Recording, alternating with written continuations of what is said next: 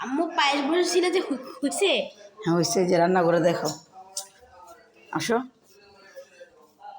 এই যে দেখো হয়েছে কিনা দেখো, তোলা তো নাড়াচাড়া করো। এটা হচ্ছে একদম পিওর গরুর দুধের ক্ষীর বানানো হয়েছে, পায়েস ক্ষীর যাই বলে আর কি। একদম মানে 1.5 কেজি দুধ দিয়ে আধা পট চাউলের ক্ষীর বানাইছি।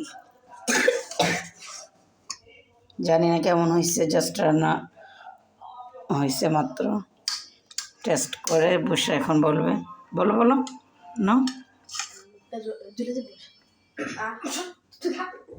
স্বামী দিকে আসো, কেমন হয়েছে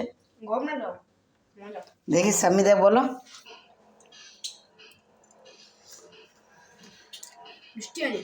মিষ্টি হয়েছে না? পানি পানি লাগতেছে। পানি পানি লাগতেছে বলে